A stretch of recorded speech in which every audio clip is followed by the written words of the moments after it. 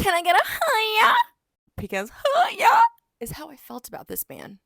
Are you telling me this is going to be my favorite series ever? These men, I'm in love.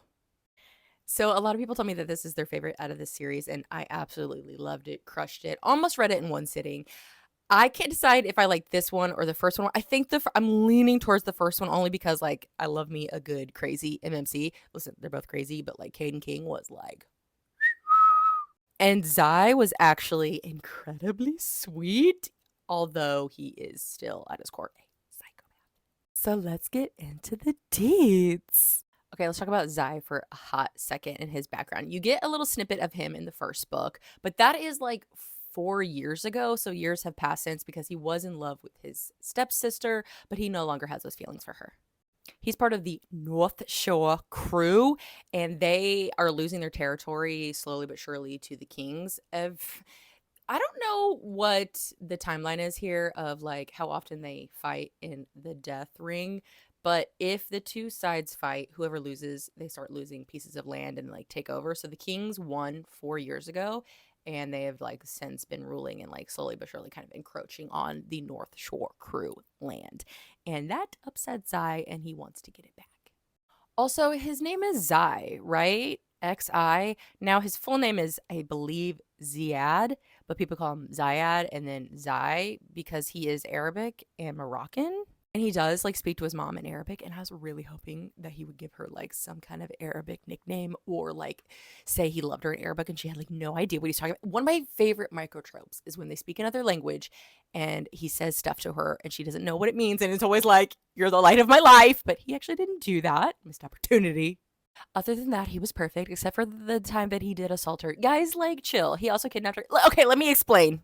So he was hired by somebody to kidnap Elizabeth Alexandra Delacroix. She is the daughter of a very rich, very prominent senator. And he's like, yes, I will take this job because to kidnap her and hold her for ransom, he would get, I think it was $1.4 million, which would obviously go a long way in his poor community on the North Shore. So that's how the book actually starts off. He creeps into her room at night, has a pew pew, points at her, he says, "Wake up, sunshine." She's like, "Yikes-a-roo. I'll go with you because, got no choice. My dad will not give you a cent. He does not negotiate with terrorists." And that night is actually her birthday, and she's wearing lingerie because she has a boyfriend. They've never done anything, but she's like, oh, I think, like, when I finally turn 18, maybe I'll do something with him, even though he's so nice. I'm not really into him, but he's just so nice. Because you know what I like? I like dark stuff. I'm dark-sided. So the kidnappers take her to this abandoned warehouse. She gets tortured, like, I think waterboarded. Then he was like, man, you be looking real fine in that lingerie. So he, like, takes it off, squeezes her yabas together, and goes, weep, weep, weep, weep, and on her face. And they film everything because, again, they're trying to send this video to her dad to get this ransom money. And she's like, it's not going to work. But when he did the Yabos thing, he could tell that she liked it. And wouldn't you know, that's his schmink too. He likes to degrade and she likes to be degraded. And of course, she's like mortified. She's like, I just owed at the hands of my kidnapper and I liked it and I shouldn't have. And that's the thing about Alex. They call her Alex in this book for short. She is the goody two shoes, straight A, valedictorian, does everything her parents ask, preppy, Stoneview. They're from a town called Stoneview. Stoneview girl. But her secret, her dark, shameful secret, is that she wants to be controlled in the bedroom and degraded. So Zaya is trying to get this money from her dad, and she's like, it's never going to happen. And she also is like, I've been trained in this because my dad is so prominent. So she's like trying to remember all the details, and she sees there's like these 3 scars on his like abdomen because, as you call in the first book, he got by Caden. So anyway, she's like, you're going to get got. You know why? Because she has a tracker on her necklace. So FBI comes. They're like, oh, shit, we got to get out of here. So he sets fire to the building with her in it. He's already feeling a type of way for her. And when these men get obsessed, they get obsessed. So he comes back and he saves her. Then we fast forward to 7 months later. And I want to give you some background on Alex. Now, you don't find this out right away, but I'm going to tell you. So she kind of keeps alluding to like her father being like the worst. She's like, people have no idea how bad I have it. Yeah, because he beats the shite out of her.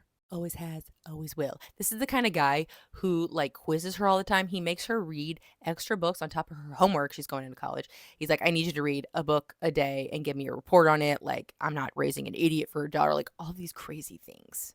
So she's very smart, kind of a know-it-all, and some of her tics are like correcting people's grammar or doing things that when she's nervous because she has extreme trauma. So she's also a people pleaser because she's always trying to please her dad so that she doesn't get. So she has people pleasing in her from the trauma of getting beat all the time. And she also has PTSD from the kidnapping, which then created something called PNES. So she basically kind of has almost like epileptic seizures when she has a panic attack. It's not actually epilepsy, but it's very similar to it. And she like passes out. So she's on her way to college. She's driving herself. She's trying to be independent. Also, she's like, Dad, can I like not have a bodyguard at school? He's like, sure. But you're going to have a new tracker because her tracking necklace, Zai destroyed it during the kidnapping. So he has like this bracelet on her. So she still has a tracker. She is going to college. There's a reroute, and then she has to go to the North Shore to like do a reroute. And she's like freaking out, and she has like almost a panic attack. She goes into a convenience store to get a charger because her phone died. She's like, I need to know how to get out of this town. Guess who happens to cross her path? That's right, Zai. And of course, she didn't see his face during the kidnapping, so she has no idea it's him. But he's like, oh, I know who you are. And he's like, I've been trying to not think about her for 7 months, but I'm obsessed. And look at this, fate. Her car gets stolen while she's in that convenience store, which his friend stole it. But he's like, I'll give you a ride. So he gives her a ride to campus. She's like really thankful, kind of like, oh my God, you're my savior. And he like takes her to her apartment number, sees the like he knows everything. He gets like a card key, and I'm like, oh girl, what are you doing? And the thing about Zai is he's super overprotective of the people he cares for. So he's like, I can't believe she's like letting me walk with her, do other things. Like he's like, you're like a little baby chick. Like I have to take care of you. Like you're so naive. Why would you let a stranger come to you to do all these things? I mean, to look out for you. Not only does he have the secret of like, oopsies, kidnapped you that one time and assaulted you, but he's also trying to do something and use her to help him get more of the north side back. So his older stepsister runs the north side, and she's striking a deal with this like Italian family, and they're like, hey, we'll help you, regain some land, etc., if you give us something. And they're like, what do you want? They're like, we want dirt on Senator Delacroix.